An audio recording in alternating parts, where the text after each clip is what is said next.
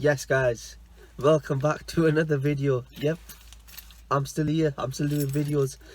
I'm sat in the warmth today. It's quite foggy in Leeds. I'm still in Leeds as well guys. It's quite foggy and it's cold outside. So obviously I've got a new video today.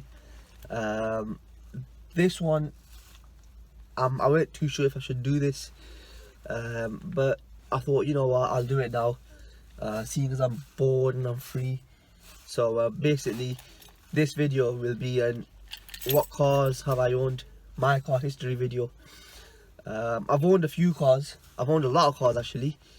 I buy and sell a lot of cars, so I'm not really going to count them in. I'm just going to count what cars I've like insured and driven, like along them lines.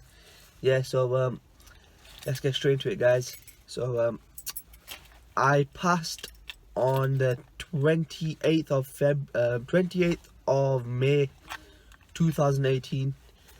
Don't ask me how many times it took me to take my test, because I'm not going to answer that, because I'm just going to look like an absolute idiot. Don't ask me how many minors I got when I passed. I can say that for a Q&A video actually.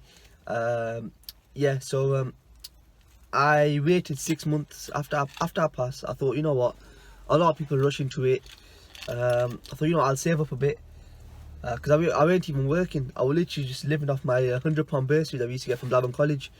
That's what I had saved up. I used to work with my dad, but that was literally my spending money, my pocket money. I then got a job in June that year, just working like takeaways and restaurants. And I started my job in a restaurant, proper job. So I started saving up from there. In July, from July I started working there, and then for my birthday I decided, obviously my birthday in November, so I decided, you know what, I'm finally going to insure a car. So I obviously insured it from the January. So I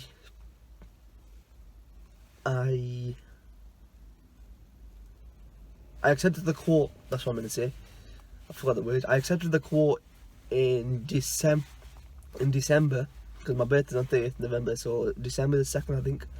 I accepted the quote, and then it obviously I found the cheapest policy to be 30 days after after the date it's on. So my insurance started from January 2019. So I was buying and selling at that point, and then my dad's mate, who's a trader, he had a Polo lying around. So my dad spoke to him, and he gave it us quite cheap actually. £250 he gave it us for. And then I sent it, checked my insurance, it was cheap. I think I paid 1,300, 1,400 actually for the year. So we obviously got it, and it was a 1.2 Polo. I'll put pictures up on the screen. So it was a 1.2 Polo. A lot of people will know that car, because oh, that was crazy, that car. I made a lot of enemies with that car as well. Annoyed a lot of people with that car. But it was a fun car. But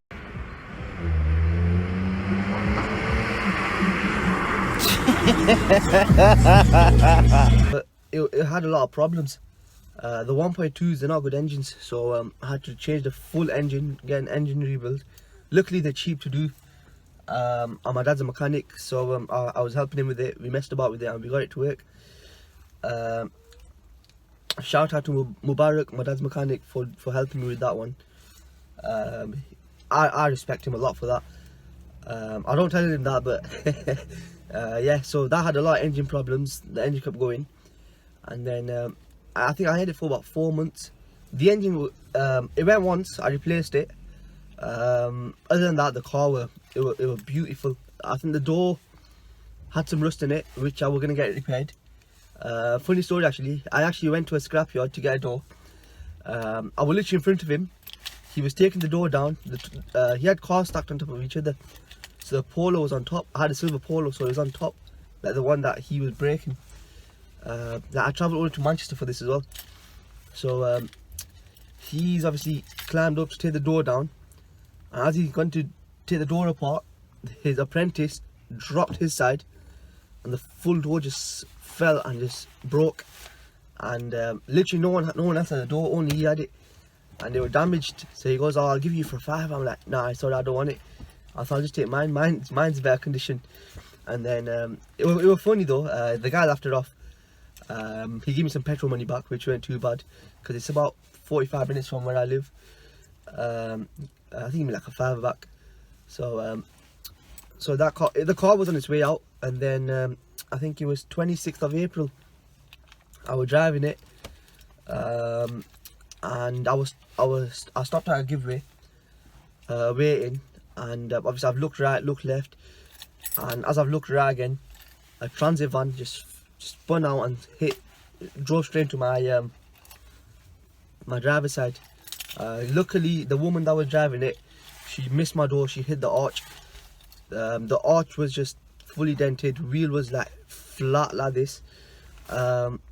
Battery obviously flew out. I had a Polo GTI grill on it. The grill just flew out. I had a front lip which just flew off.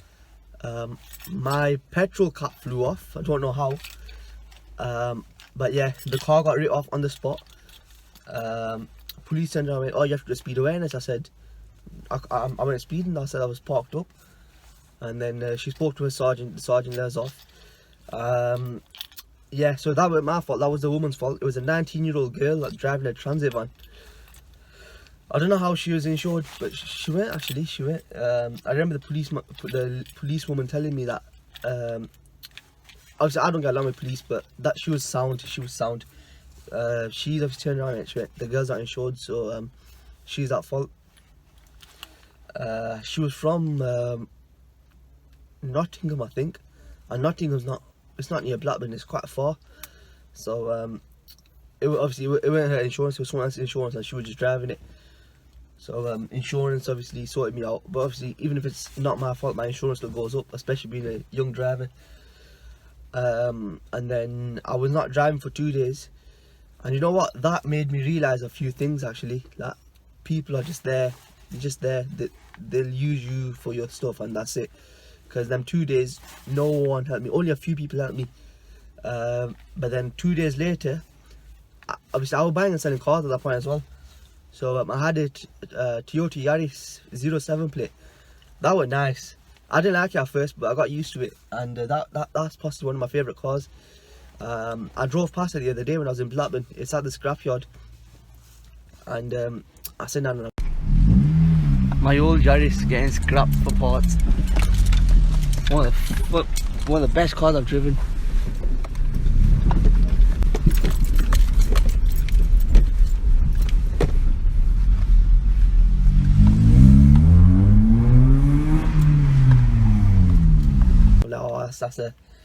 It's going. So yeah, so I insured the Yaris. The Yaris I was going to sell originally, so I decided to keep it, and I was obviously driving that around for a few days. And if you know me, you know I don't keep my cars standard.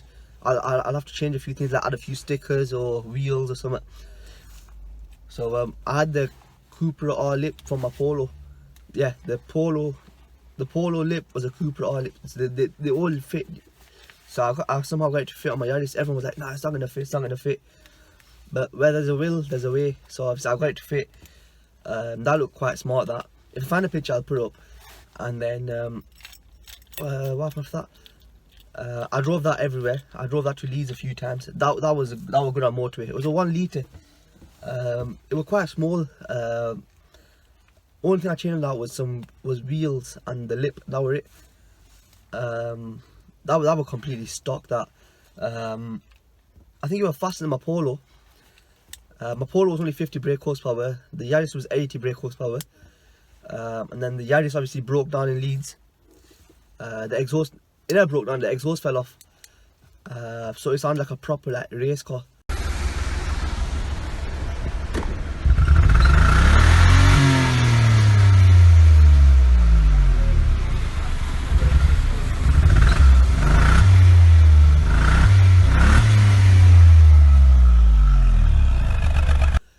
it sounded like my Honda basically.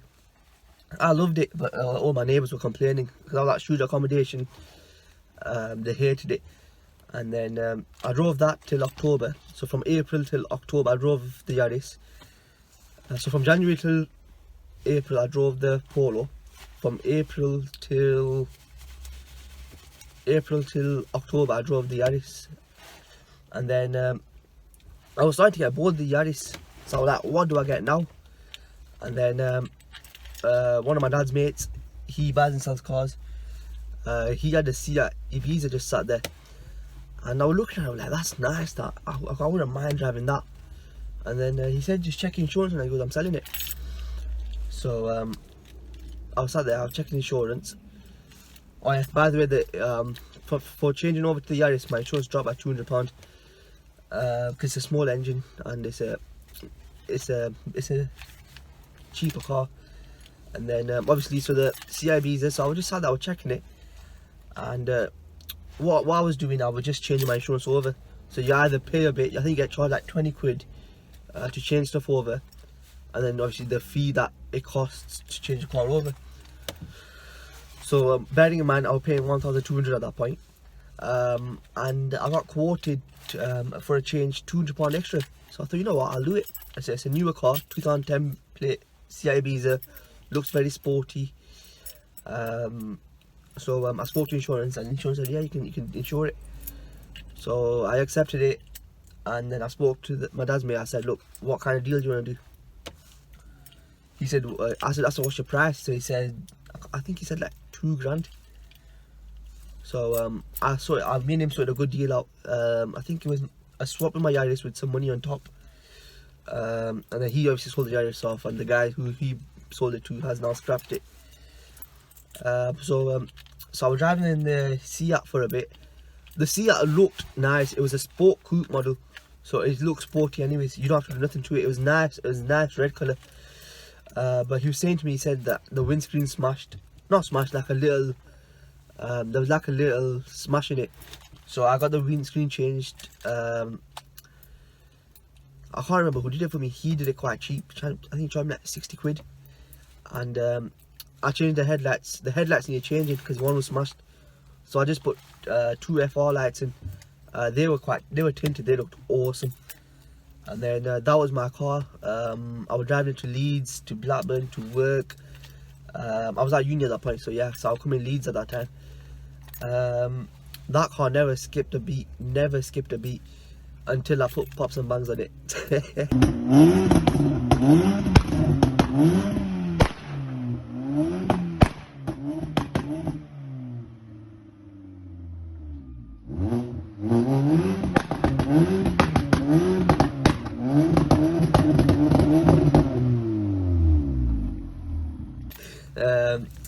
So what happened was the car group I was in, M65 Convoys, they organised a dyno day with a car tuner. So I went down. I thought, you know what, let me see what power is this running. So I checked on internet, and it said 86 brake horsepower standard. So I've gone there, and it came out 103 brake horsepower. So I was surprised at that. I thought, from an induction kit, because I put an induction kit in K&N one, I thought that's a big, that's a big increase, do you get me? So I spoke to him. I said, look, I want to get Pops and Bangs put on. Any chance you can do it? So I spoke to a few tuners, not going to mention them, but they said the ECU on them are different, this, that. But I was adamant, saying, look, I want Pops and Bangs. So the guy who I went to, he turned around and went, yeah, I can do it, because I'll have to mess around with the ECU. So I've obviously said, go for it. I don't know about my ECUs or stuff like that. I was just like, yep, do it. I want Pops and Bangs. I want Pops and Bangs. Get it done. So we sorted the day out. I went down after work, and he's put it on. Obviously, if you watch my Pop and Bang video, which I speak about Pops and Bangs, it'll be, if you go on my page, it'll be there. I've learnt my lesson, obviously. So I've gone down and he's put it on. And as I'm driving out, the car didn't have no exhaust, nothing. It was just the air filter which was making the car sound loud. Don't know why. So I was buzzing. I was like, yes, yes. So I parked up at traffic light. I thought, you know what? Let's show these drivers of Blackburn what we mean. And they're revving and I've got a revving to 4,000, and I'm like, it's not doing it, it's not doing it. So I've rang the guy. I said, look, I said, they're not working, because they were working and he was doing it, but when I was doing it, they weren't working. So I rang him. I said, look, it's not working. She said, bring the car. I go, I'll check it. So I took it down to him, and he's doing this. I'm like, what are you doing? And he said, yeah. He goes, you have to do it when you're moving. He goes, because you got the rev limit to put on. You can't go past 4,000 revs, and the revs come in at 4,500, 5,000. The pops and banks come in at 4,500, 5,000. So I said, can you take it off? He said, yeah. I said, you know what? I'll be back. And then obviously I've come to Leeds, and obviously then I figured out how to use them, how to get them working, and then I didn't take him back for some reason. I don't know why. And then one day, the day actually, I had a uni exam, finished the exam, I've gone to my accommodation, and I was just sat there scrolling through Facebook Marketplace, and a blue Honda popped up for £300. So I messaged the guy. I said, look, I said, I'm in Leeds right now. I'll give you £200, I'll take it. And he went, yeah, come down, come take it. So I went there, and always view a car and always take someone that you know that knows stuff about cars, like a mechanic basically. Because I know my stuff about cars, but a mechanic would be ideal. So I've gone there, and it was a nice blue colour, vivid blue colour. So I was there, I was like, I like it. So I took my mates with me, just in case something went wrong. Obviously they're not going to do nothing, they know who they are. Aman, Huzi. They weren't going to do nothing if something went wrong. But it was in their hometown, it was in Batley. So gone down with them, and then we looked at it, and the guy's like, do you want it? And I said, yeah, I want it. And then he goes, let me take out the driveway. He goes, you won't be able to drive it. So I was obviously thinking, I thought, what's wrong with it? Why is he not letting me drive it? Like, what won't I be able to drive? Because I've been passed for a year now at this point. Passed for a year and a half, but I've been driving for a year. So I thought, why is he not letting me drive it? And then obviously he's parked outside his driveway. I paid him the money. As I've signed the car, the gearbox, it will go in. But then the clutch was obviously bad. Like I said in my my other video, 5 things I hate about this car. The gearbox, the input shaft bearing, and the clutch release bearing go. So they were on their way out. They're not a big issue. So I've obviously I've paid him now. I've signed the paperwork. I've insured the car. So I've obviously started driving. And then the plan was to take it to my accommodation, park it there, and then the next day I was going to go Blackburn anyways. And then something came up. I can't remember what. Actually, I do remember, but I don't want to say it because it's a bit private for my mate. So we decided to drive down to drop him off because he lives in Accrington. So I've dropped him off. I've gone home, dropped the car off, got train back to Leeds, and then my car was my Seat was still in Batley, so I had to go get the Seat. So we've got train's delayed. Then we've come to Leeds. The train to Dewsbury in Batley, that train got delayed. So we were still on train. We were still at Leeds train station at about 1 in the morning waiting for the train. And then obviously the train's come. So we've got the train. We've gone to Batley. My mate's auntie picked it up. Shout out to her. Respect. I don't know you, but she knows my auntie and them lot. So respect. So she's obviously dropped us off to the car. I've dropped my mates off. I've drove back, and as I was driving back, it was what, 3 in the morning. So I'm driving back on my own. My phone was dead. I had no charge in the car, nothing. So as I was driving back, I heard something go bang, because I'd popped some mouse once. I thought that was probably just a pop. So I'm driving. I thought, I'm not stopping at 3 in the morning, not on my own as well, like in the middle of nowhere. Luckily I knew like some of the routes back, so I was just following it, and as I've come into Leeds, I could hear scraping. So I stopped outside Takeaway because there was Takeaway still open. I've stopped outside and I'm like, what's scraping? So I got out and my exhaust was just on the floor. And then the car was just revving, the car wasn't moving, it was just revving. So I was like, what's going on here? So I've obviously pulled up, and as I'm going to the accommodation car park, some guy come running out and he goes, park your effing car up right now. He goes, before I knock you out. I said, mate, it's not my fault, my car is making a weird noise, it's scraping. Obviously at 3 in the morning, if you're asleep, you don't want someone's exhaust scraping to annoy you, do you get me? So he's obviously kicking off. So I've turned around and I said, look, you don't never complain when people are coming at 3, 4 in the morning, drunk from nightclubs. But my one mistake is causing you guys harm. And then he apologised, and then we moved on. And then I parked car up. And then next morning I rang my dad and said, look, car's making a weird noise. So he said, bring it back. So I rang RAC, and RAC said 4 hours. So I was just waiting for my accommodation, and I had uni the next day. So RAC have come down, recovered the car back to Blackburn, and as they were recovering it, one of the ladies that lives opposite, she's come out and she went, oh, is that your car? I said, yeah, why? She said, we seen you yesterday night at 3 in the morning just driving around. Were you drunk? I said, no, I said, my car, it was broken. And then she said, oh, alright. And then I apologised, and she was like, oh, it's fine. She was, don't worry about it, as long as it's getting sorted, that's the main thing. And that's what I like about people at Leeds. They're so respectable. Once they listen to you, once you listen to them, it's so reasonable. They don't kick off nothing compared to Blackburn lot, just kick off straight away. And then obviously that's come back to Blackburn. Obviously RSC got checked, they said it's the ECU.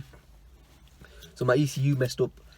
So the only way I could get it, so we're like, do I scrap the car, do I break it for parts now? So obviously that Friday I've gone back home, because I bought the car on Wednesday.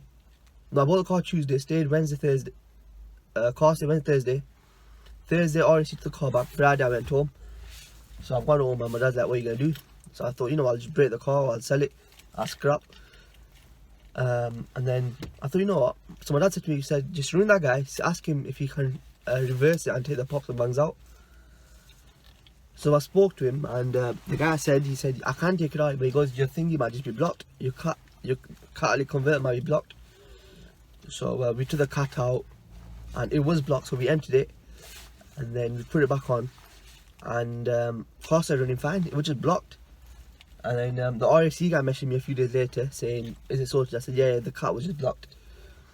So luckily for me, it wasn't that bad. And then my mum was driving the car for a bit, and then because we sold my mum's car, and then my little brother's driving that CR right now, because I was going to keep that CR, I was going to build it properly, and then the Honda was just sitting in my driveway, and my mum was like, sell one. So I thought, I bought the Honda now. Obviously I could have made profit on the Honda, a lot of profit, which I did anyways at the end of the day, but that car was good. And then that's when I insured the blue Honda when it was inside my driveway, and that were a good car. I obviously built it from scratch. That had no bumpers, nothing, no exhaust, no seats. It had seats, but they're rubbish seats. So I got these half-bar seats put in. I bought the leather seats at the back. I bought the front leather seats. They're my project car, which will be revealed very soon. The front, and then I obviously ensured that. I was driving that around for a bit. Made a lot of new friends because of that car. A few of them I'll be reviewing their cars in the next couple of weeks. Made a few new friends as well, yeah. And that car was awesome. And then I was bored, so I thought, what do I do now? So I thought, right, let's look at new cars. So I was looking at Audi S3s, Golf GTIs, because I've only got 1 year's no claims because of my crash. It was quite hard to insure stuff. So I was like, what do I get? So I was looking. I gave myself a budget of five grand. I thought, worst comes to worst, I can finance the rest of it. And then I was looking at like Polo GTIs and stuff like that. And then I thought, you know what, I'm gonna start saving up. Just save it up, just in case for a rainy day. in case something happens, I'll save up. And then I was looking at just like Mark 5, Mark 6 Golfs. I was looking at Mark 6 Golf, Scirocco, something along them lines. And then a Seat Leon popped up, 1.6. My uncle's got one, so I spoke to him. He's like, "Not if you're going to Leeds, there's no point." He goes, "It won't thingy. It's not good for motorways and stuff like that." Because he had a 1.6 petrol. And then I'll check my insurance, and insurance was quite pricey on him as well. So I thought no. And then my mate Hisham messaged me saying, "I've got this grey Honda if you want it." He goes, "I'll sort you out on price as well." So I said, "Alright." I said, "Send it." And then this came, no exhaust and no MOT. So we've got it on ramp. We've checked it out. Needed welding, which I got done cheap, 50 quid. Exhaust I had lying around anyways from accommodation. And then Hisham sent me a back box for 40 quid. The seats I bought off him. VTEC Monkeys gave me a few parts as well. And then yeah, I've put it all together, just driving this around now. It won't be long until I've got a new car. I reckon, knowing my luck, this car will be gone in about a few months. But I'm trying to keep it. I'm using it as my daily at the moment. It might be going back to stock because I want to daily it. Because I've got a project car, which I'll reveal in the next couple of weeks. I think that's all I've had really. 5 cars. I was driving some in between the blue one and this one, but that was only for like 3 days, so I won't really include that. That's about it really. If you're still here, leave a like. I want to see how many people are still here at this moment in time. We're like 26 minutes in. Less than people have made it this far. Yeah. Plans for this car, not much at the moment. I've seen a Spoon N1 exhaust, which I'm going to get. Very cheap, very cheap, 20 quid. So he's local, he's in Kirklees. So because I'm in Leeds right now, Kirklees is literally what 40 minutes away, not even that. It's part of Yorkshire, so it's literally here, it's next door. So I'll be going down to collect that. It's for the EP2 and EP3, but I'm gonna try and get it to fit my project car. I can't wait to reveal that. That's gonna be awesome. Yeah, but take it easy, guys. I know I've dragged this video on, but yeah, what can I do, eh? I've got to talk about my cars somehow. So literally, I've only had one crash, which wasn't my fault. Oh yeah, the Seat Ibiza, I forgot to mention. The speeding ticket. I was driving from football. We finished football, driving back, and there's a tunnel. There's a few tunnels in Leeds, which I'll have to get a few clips of. And I took a wrong turn, and as I've gone through the tunnel, it's a 40 road, and no, it's a 30 road actually, and I got done speeding at 42 miles per hour. I didn't see the speed camera, and it flashed before I got to the camera. That was quite funny though, because I was panicking.